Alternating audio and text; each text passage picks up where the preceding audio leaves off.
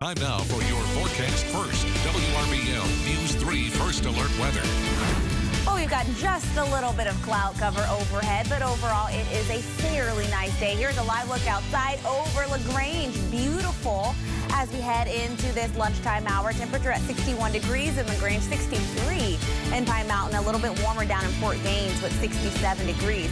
As we look at the rest of today, nice, mostly sunny skies, right around 70. Most of us getting into the upper 60s to right around 70 degrees. And then we'll drop down into the 50s by 9 p.m. Big changes. They're on the way. All the details for you coming up. Well, it is indeed a picture-perfect Veterans Day, but as Nicole mentioned, Mother Nature plans to change it up on us soon. Next, a sampling of local Veterans Day celebrations in the Valley. Plus, the jury returns a verdict for the man who stood trial for the murder of an 83-year-old Columbus woman. News 3 Midday starts right now. On your side, this is News 3 Midday. Good afternoon, everyone, and happy Veterans Day. I'm Greg Loyd. Within a few hours, we'll be noticing a big dip in the temperatures, and that's the big story this midday. Now, we want you to take a look at this live picture from downtown LaGrange. It looks postcard perfect, beautiful, but big changes in temperature are on the way. Let's check back in with meteorologist Nicole Phillips for more.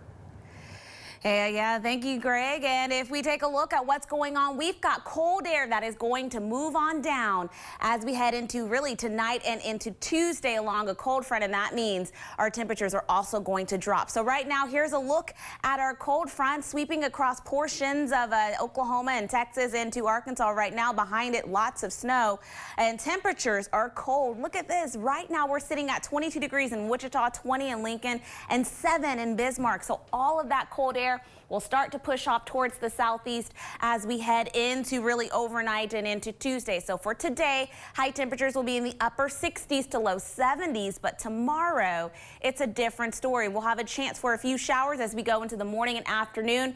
58 degrees by 4 a.m., but 45 by noon on Tuesday. Big time changes are coming our way. I'll have my complete forecast coming up a little later in midday. Greg? Okay, Nicole, thank you. Today we celebrate the sacrifices of veterans and their service to our country.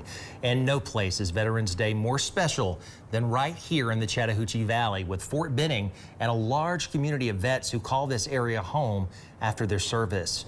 Well, the National Infantry Museum is usually closed on Mondays, but this being Veterans Day is an exception. It's the headquarters of many local observances happening throughout the day. This morning, the NIM held a solemn ceremony, a paver dedication to commemorate those that have been installed since Memorial Day. Those pavers stand as tributes to service personnel killed in service to our country. The ceremony made for a solemn time of reflection, honoring those who sacrificed their lives for our country. In regards to the veterans and those that serve, we pride ourselves on being quiet professionals, doing what is required of us, doing what is needed, sacrificing to the extent of our lives. This country has given far more to me than I have ever given to it. Veterans Day. May we remember. Now we'll have more on Veterans Day observances throughout our area coming up on News 3 beginning at 5 Eastern. Well, it took a Muskogee County Superior Court jury less than an hour and a half to convict a Columbus man in the stabbing death of an 83-year-old woman inside her Midtown home. The verdict against Angelo Bernard Short came late Friday after a week-long trial in front of Judge Ron Mullins. On a crack cocaine binge, Short robbed and stabbed Peggy Gamble to death in 2016. In addition to the murder conviction, Short was also convicted of aggravated assault, robbery, burglary, auto theft, and obstructing police. His sentencing date not yet set. The 45-year-old Short, however, faces the possibility of life in prison without parole. A Lee County judge has issued a gag order in the case of the man suspected of kidnapping Anaya Blanchard. 30-year-old Ibrahim Yazid made his first court appearance at the Lee Justice Center yesterday. He is being held without bond. News 3 contacted District Attorney Brandon Hughes. He declined to comment because of that gag order. Meanwhile, the search continues for Anaya Blanchard. And as police continue to search for Anaya Blanchard, the family did receive support from a mother who knows all too well some of the struggles they're facing. Alabama mother Beth Holloway lost her 18-year-old daughter, Natalie Holloway, after she went missing on a trip to Aruba in 2005. Holloway came to Auburn on Saturday and put up blue ribbons throughout the community to raise awareness of the ongoing search for Anaya. Ribbons were also placed at the Chevron gas station on South College Street, where Anaya was last seen.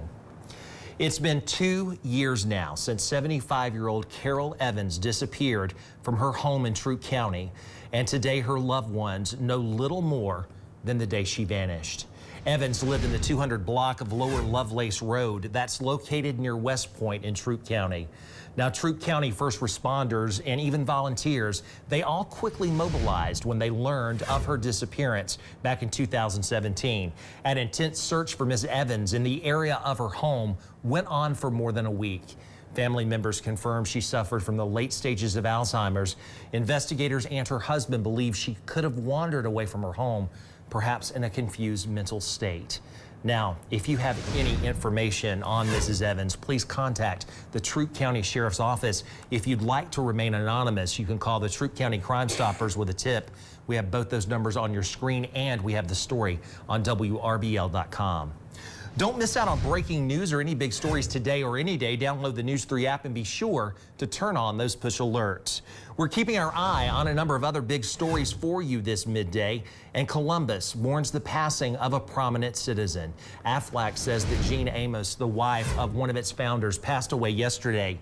She was 90 years old. Funeral services will be held at St. Luke United Methodist Church this Wednesday at 3.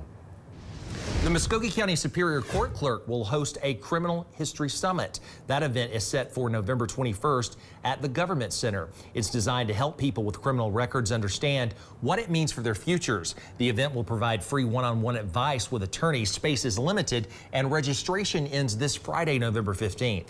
We have more information on WRBL.com. Well, Georgia farmers could soon be legally growing hemp as early as this spring. State officials plan to submit proposed rules to the federal government for growing hemp by the end of the year. Under Georgia's proposed hemp rules, farmers would only be able to sell hemp or marijuana to state-licensed processing companies. Police have arrested 2 suspects in connection to the murder of a Clark Atlanta University student, Alexis Crawford. Her roommate, 21-year-old Jordan Jones, and Jones's boyfriend, 21-year-old Barron Brantley, faced murder charges in her death. Police say Crawford died by asphyxiation. Crawford was reported missing on November 1st. Her body found Friday. A vigil was held for Crawford on the Clark Atlanta campus last night. A police chief from Oklahoma is dead, and one of his officers charged in his murder. This is Chief Lucky Smith of Manford, Oklahoma. Smith died, Florida authorities say, in a physical altercation with one of his own officers. Police say the two were attending a conference in the Pensacola area.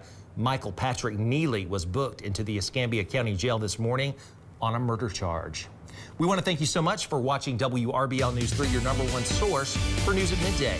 And coming up next, we'll tell you why Amtrak has a reason to celebrate. That's in consumer news. But first, Nicole.